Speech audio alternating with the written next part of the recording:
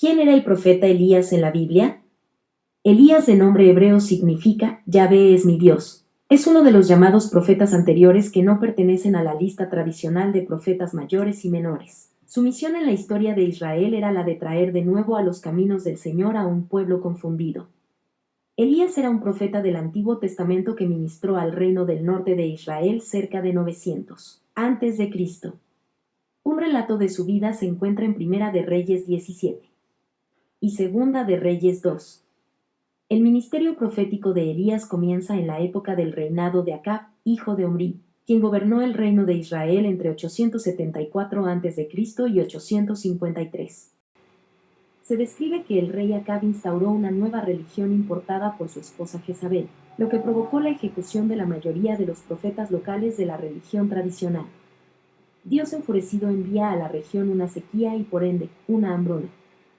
El profeta Elías vivió aproximadamente en el siglo IX a.C., durante los reinados de Acab y Ocosías, en el reino del norte.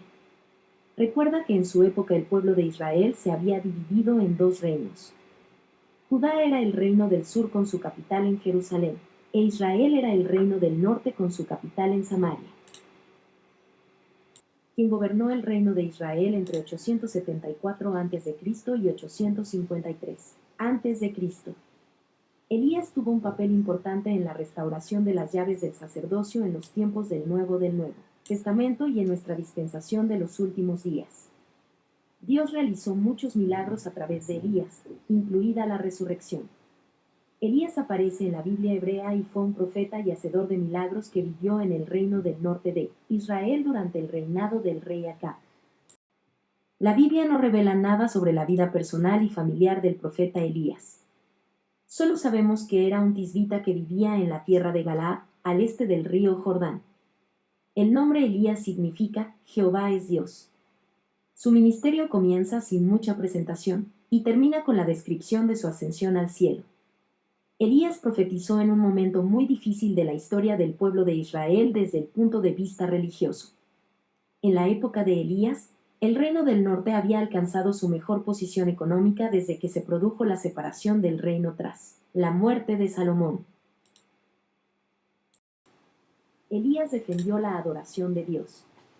Elías fue, según los libros de los reyes de la Biblia hebrea, un profeta y un hacedor de milagros que vivió en el reino del norte de Israel durante el reinado del rey Acab.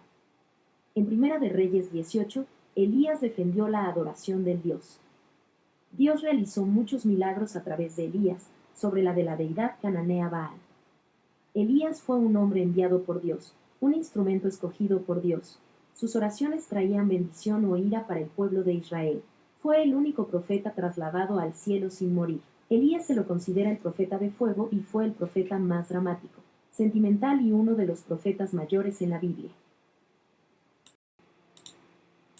El milagro más poderoso que hizo Elías fue público, en el Monte Carmelo, donde tuvo que enfrentarse a 450 profetas de Baal y los 400 profetas de Acera, cuyo desafío era demostrar quién era el Dios verdadero. Los profetas de Baal invocan a su Dios todo el día, deseando que lloviera fuego del cielo, pero el Dios de ellos nunca respondió, demostrando Dios ser más poderoso que los dioses falsos.